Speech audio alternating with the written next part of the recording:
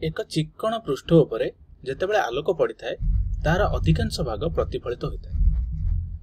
तेणु एहाकु आधार करी आलोकर प्रतिफलनर भिन्न भिन्न नियम गुड़ाए अछि। जेपरिक प्रथम नियमटी होछि आपतित रश्मि जो रश्मिटी चिक्कणर पृष्ठ भागरे पड़ुछि ओ प्रतिफलित रश्मि एवं आपतन बिंदुरे प्रतिफलन पृष्ठ उपरे अंकित लंब गोटे समतल रे थांती।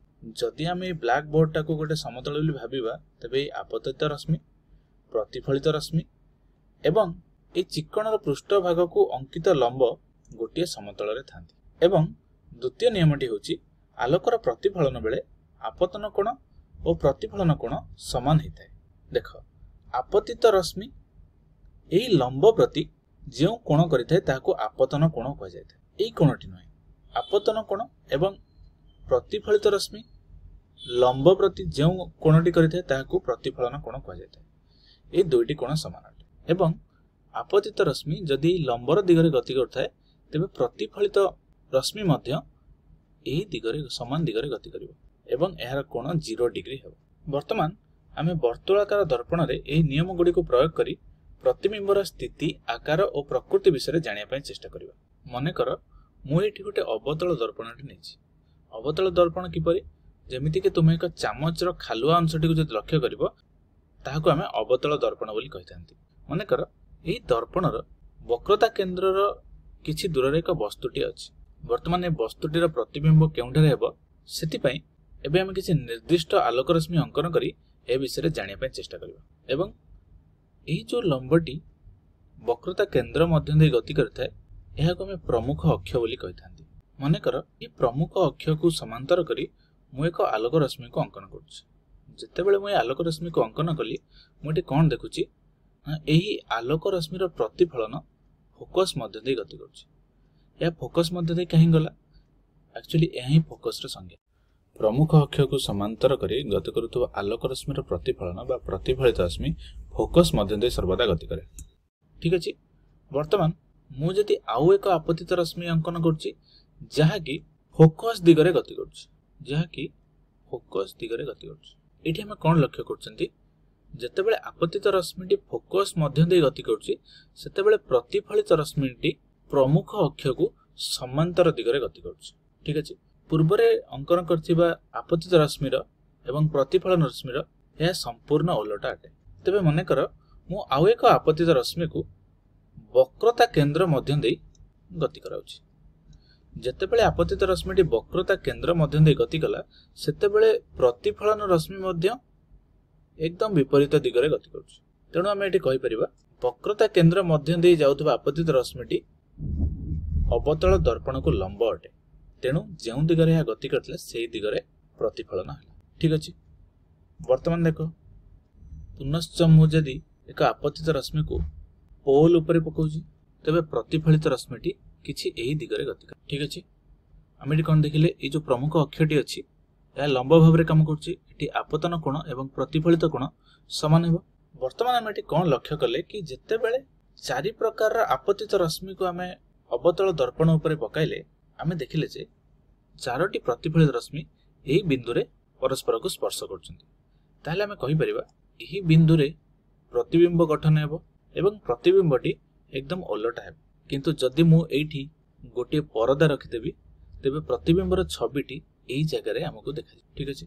ताले आमे कहि परिबा जदि आमे सी ठारु किछि दूर रे बा वक्रता केंद्र ठारु किछि दूर रे एक वस्तुटी को रखुचंती तेबे प्रतिबिंबटी क्षुद्र वास्तव एवं उलटा हेबो। एठी हमें कहि परिबा प्रतिबिंबर छबिटी सी एवं एफ मध्य सृष्टि होछि एवं एमिति भी कहि परिबा समस्त वास्तव प्रतिबिंब गुडिक उलटा अटे। ठीक अछि। एबे हम वस्तुटी को अन्य एक जगह रे रखुछि जेमिति कि फोकस आउ पोल मध्य। ठीक सेमति जेतेबेले वस्तुटीर अग्रभागरु एक आपतित रश्मि प्रमुख अक्ष को समांतर करी अवतल दर्पण उपरे पकाउछि तेबे फोकस मध्य दे गति करूछि। ठीक अछि। एठी हमकु चारि प्रकार रश्मि अंकन करबा किछि आवश्यक नै कारण जदि आलोक रश्मिटी वक्रता केंद्र एवं फोकस मध्य दे गति करिवो तेबे ताहा केबे भी दर्पणर पृष्ठ भाग रे पहुंचबो नाही। वर्तमान हम कोन करबा नेक्स्ट हमें आउ एक आपतित रश्मि को पोल मध्य दे गति कराइबा। ଯେତେବେଳେ ପୋଲ ମଧ୍ୟ ଗତି କରୁଛି ସେ କିଛି ଏମିତି ପ୍ରତିଫଳନ କରୁଛି ବା ଆମେ ଏମିତି କହିପାରିବା ପ୍ରତିଫଳନ ରଶ୍ମି ଗୁଡିକ ପରସ୍ପରକୁ କେଉଁଠାରେ ସ୍ପର୍ଶ କରୁନାହାନ୍ତି। ତେବେ ମୁଁ ଏମାନଙ୍କୁ ଦର୍ପଣର ପଛପଟରେ ସ୍ପର୍ଶ କରିବା ପାଇଁ ଚେଷ୍ଟା କରୁଛି। ତ ମୁଁ ଏଠି କଣ ଦେଖୁଛି, ଏହି ପ୍ରତିଫଳନ ରଶ୍ମିଟି ଏଇଠି ଏହି ପ୍ରତିଫଳନ ରଶ୍ମିଟିକୁ ସ୍ପର୍ଶ କରୁଛି। ତେବେ ଆମେ କହିପାରିବା ପ୍ରତିବିମ୍ବଟି ଏଇଠି ସୃଷ୍ଟି ହେବ ବା ଏ ଯୋଉ ବସ୍ତୁଟିର ଅଗ୍ରଭାଗଟି ଏଇଠାରେ ସୃଷ୍ଟି ହେବ। ତେବେ ଆମେ ଏଠାରେ କଣ ଲକ୍ଷ୍ୟ କଲେ, ପ୍ରତିବିମ୍ବଟି ପରିବର୍ଦ୍ଧିତ ହେଇଯାଇଛି ଏବଂ ସଳଖ ଅଛି ଏବଂ ଆଭାସୀ ଅଛି। ଆଭାସୀର ଅର୍ଥ ଦର୍ପଣର ପଛପଟରେ ଅଛି। ଯଦି ଆମେ ପରଦା ସାହାଯ୍ୟରେ ଦେଖିବା ପାଇଁ ଚେଷ୍ଟା କରିବା ତାହେଲେ ପ୍ରତିବିମ୍ବଟି ଆମକୁ ପରିଲକ୍ଷିତ ହେବ ନାହିଁ। ଠିକ ଅଛି।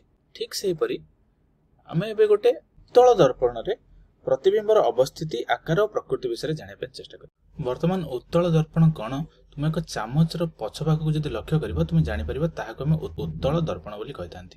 ବର୍ତ୍ତମାନ ମୁଁ ଏଇଠି ଗୋଟେ ବସ୍ତୁଟିଏ ରଖିଛି। ଯେତେବେଳେ ବସ୍ତୁଟିର ଅଗ୍ରଭାଗରୁ ପ୍ରମୁଖ ଅକ୍ଷ ପ୍ରତି ସମାନ୍ତର କରି ମୁଁ ଏକ ଆପତିତ ରଶ୍ମିକୁ ପ୍ରୟୋଗ କରାଉଛି, କଣ ଲକ୍ଷ୍ୟ କରୁଛି, ଏହା କିଛି ଏମିତି ପ୍ରତିଫଳନ ହେଉଛି ବା ଯଦି ଏହାକୁ ମୁଁ ଦର୍ପଣର ପଛପଟକୁ ଲମ୍ବେଇକି ଦେଖୁଛି ଏହା ଫୋକସ୍ ମଧ୍ୟ ଦେଇ ଗତି କରୁଛି। ଠିକ ଅଛି। ଆମେ ଜାଣିଛୁ ଯେକୌଣସି ବି ରଶ୍ମି ଯାହାକି ପ୍ରମୁଖ ଅକ୍ଷ ପ୍ରତି ସମାନ୍ତର ସେ ସବୁ ଫୋକସ୍ ମଧ୍ୟ ଦେଇ ଗତି କରିବ। ଠିକ ସେହିପରି ପୁନଶ୍ଚ ଲକ୍ଷ୍ୟ କର, ଯେତେବେଳେ ମୁଁ ଫୋକସ୍ର ଦିଗରେ ଆପତିତ ରଶ୍ମିକୁ ଗତି କରାଉଛି ସେତେବେଳେ ପୁନଶ୍ଚ ପ୍ରତିଫଳନ ରଶ୍ମିଟି ପ୍ରମୁଖ ଅକ୍ଷକୁ ସମାନ୍ତର ହେଇ ଗତି କରୁଛି। ଠିକ ଅଛି। ବର୍ତ୍ତମାନ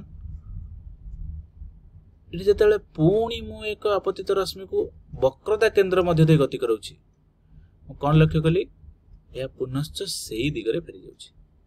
ବା ଆମେ ତ ଜାଣିଛନ୍ତି ବକ୍ରତା କେନ୍ଦ୍ର ମଧ୍ୟ ଦେଇ ଯେତେବେଳେ ଗୋଟେ ଆପତିତ ରଶ୍ମି ଗତି କରେ ତାହା ଦର୍ପଣ ପ୍ରତି ଲମ୍ବ ଅଟେ। ତେଣୁ ଯେଉଁ ଦିଗରେ ଆପତିତ ରଶ୍ମିଟି ଯାଇଥିଲା ପ୍ରତିଫଳନ ରଶ୍ମିଟି ସେଇ ଦିଗରେ ଗତି କରିବ।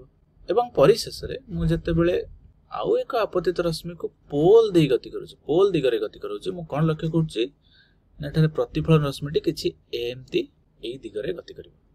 ବା ଆମେ ଏଠାରେ କହିପାରିବା ଏଇ ଯୋଉ ପ୍ରମୁଖ ଅକ୍ଷଟି ଅଛି ଏହା ହେଉଛି ଲମ୍ବ। ଆପତନ କୋଣ ଓ ପ୍ରତିଫଳନ କୋଣ ସମାନ ହେବ। ଏବଂ ଆମେ ଏଠି କଣ ଦେଖିଲେ, ଏଇ ଯେଉଁ ପ୍ରତିଫଳନ ରଶ୍ମି ଗୁଡିକ ଅଛି ଏମାନେ ତ ପରସ୍ପରଠୁ ଦୂରେଇ ଯାଉଛନ୍ତି। ଯଦି ମୁଁ ଏକ ଦର୍ପଣର ପଛପଟରେ ଦେଖିବା ପାଇଁ ଚେଷ୍ଟା କରିବି ସେମାନେ ଏଇ ଜାଗାରେ ଆସି ପରସ୍ପରକୁ ଏଇ ବିନ୍ଦୁରେ ସ୍ପର୍ଶ କରୁଛନ୍ତି। ତାହେଲେ ଆମେ କହିପାରିବା ଏଇ ବିନ୍ଦୁରେ ବସ୍ତୁଟିର ଅଗ୍ରଭାଗଟି ଆସି ପହଞ୍ଚିବ। ବା ଆମେ କହିପାରିବା ପ୍ରତିବିମ୍ବର ଆକାର କ୍ଷୁଦ୍ର, ଆଭାସୀ ଏବଂ ସଳଖ ଆମକୁ ଦେଖାଯିବ। ଠିକ ଅଛି।